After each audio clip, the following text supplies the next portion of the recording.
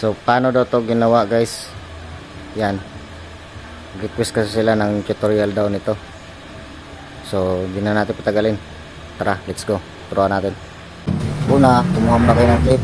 Yan, ay tapos galaw, tapos kumari sinampal, tapos iga ulit, tapos bangon naman.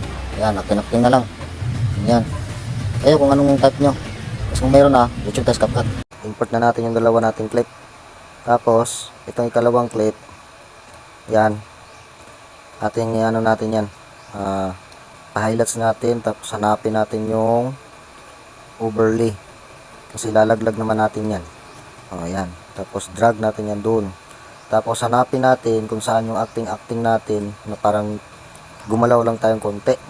Yan, dyan natin siya itatapat, no, para di siya ano halata ba.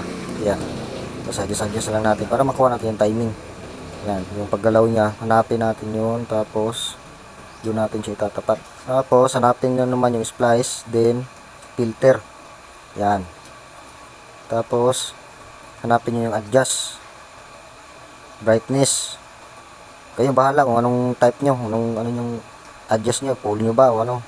Sa akin, i-pull ko muna kasi para makita ko mamaya. Tapos hanapin nyo naman yung remove background. Yan, dito kung wala pa kayong auto removal, mag custom removal kayo, pero kung meron kayong auto removal, auto na lang. Sa akin auto removal ginamit ko.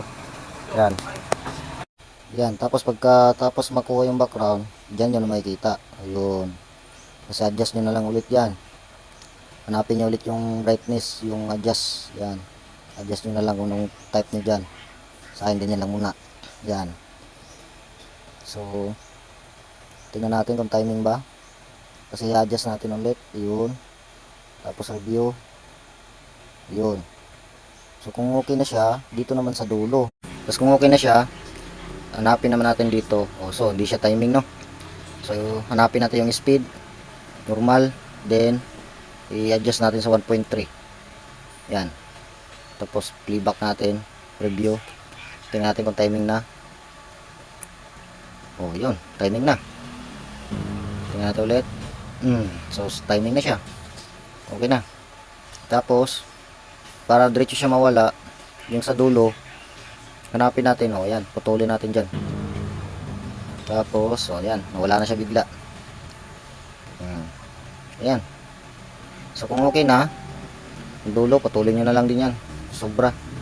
Ayan, kayo na mahala maglagay ng ano dito, mga sound effects nyo o kung ano bang pag-i-editan nyo ng gantong ano, kayo na bahala sa mga effects, mga music nyo.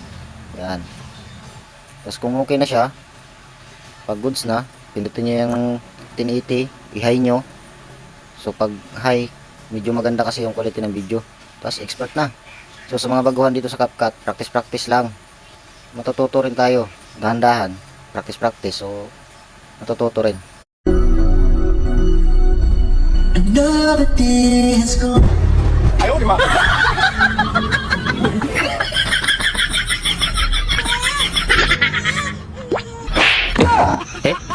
Eh?